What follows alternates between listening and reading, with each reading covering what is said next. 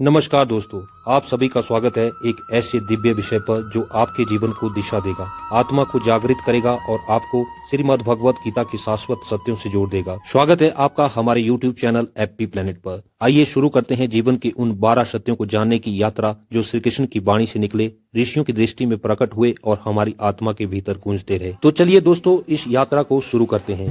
मेरा हृदय व्यथित है माधव, अपनों के विरुद्ध तीर चलाना असंभव है।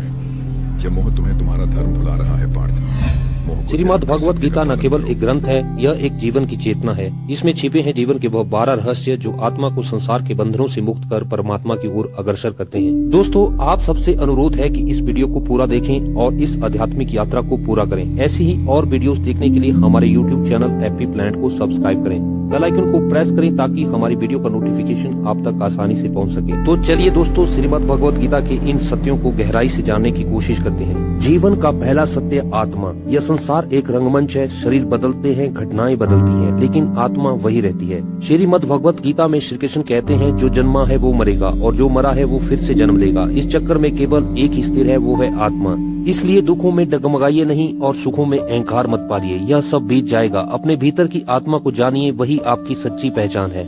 जीवन का दूसरा सत्य है मृत्यु। मृत्यु एक अंत नहीं है, यह अगली यात्रा की शुरुआत है। श्रीमद् भगवत गीता में यह स्पष्ट है कि मृत्यु केवल शरीर की है, आत्मा की नहीं। भगवान कहते हैं, जो मृत्यु से डरता है वह अभी आत्मा को जान ही नहीं पाया है। मृत्यु को समझो, स्वीकार करो और उसका उपयोग आत्मा की प्रगति के लिए करो। जीवन का तीसरा सत्य है भक्ति। कलयुग में केवल एक ही मार्ग शुद्ध है, हरि नाम कीर्तन। न जप की संख्या न कठिन तप, केवल सच्चे मन से श्री कृष्ण का स्मरण ही मोक्षदायक है। जो शरणागत हो गया वही मुक्त हुआ। न भोग न योग, केवल भक्ति।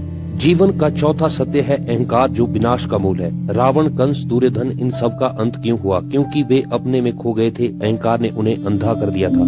श्रीमद् भगवत गीता कहती है, परमात्मा उन्हीं के पास आता है जो मैं को छोड़कर तू में विलीन हो जाता है। जिस दिन हम कहेंगे, हे प्रभु मैं कुछ नहीं, आप ही सब कुछ हो, उसी दिन मोक्ष का द्वार खुलेगा।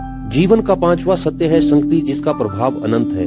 ध्रुव को नारद मिले, प्रहलाद को विष्णु। याद रखें, संगति ने जीवन बदल दिए। श्रीमद् भगवत गीता कहती है, सत्संग और असत्संग के बीच ही जीवन की दिशा छिपी होती है। सच्चे साधु, गुरु और भक्तों की संगति यही जीवन का रक्षा कवच है। जीवन का छठा सत्य है कर्म, जिसका फल निश्चित है। श्रीमद् भगवत गीता आपको सिखाती है, आज जो भी आप कर रहे हैं उसका फल आपको अवश्य मिलेगा। श्री कृष्ण कहते हैं, अच्छे कर्म पुण्य देंगे और बुरे कर्म पाप, इसलिए सोच समझकर अपने कर्मों को करो। जीवन का सातवां सत्य है परमात्मा। यह संसार आपको सुख देता है, लेकिन वह क्षणिक है। वास्तविक सुख तब आता है जब आत्मा परमात्मा से जुड़ती है। राधा का प्रेम, मीरा की तल्लीनता, गोपियों का समर्पण, यही उस सुख का प्रमाण है जो भगवान के चरणों से मिलता है। इस जीवन का आठवां सत्य है सेवा, जिससे कृपा प्राप्त होती है। कई लोग ज्ञान चाहते हैं पर कृपा उन्हें मिलती है जो सेवा करते हैं। श्रीमद् भगवत गीता में श्री कृष्ण बताते हैं, जिस घर में भोग नहीं भक्ति है, जहाँ स्वार्थ नहीं सेवा है, वहाँ स्वयं श्री कृष्ण पधारते हैं। जीवन का नवा सत्य समय। प्रलय तक सब टिकता है पर समय सबको बदल देता है। एक राजा भी रंक बन जाता है और संत राजा। समय का सम्मान करो, क्योंकि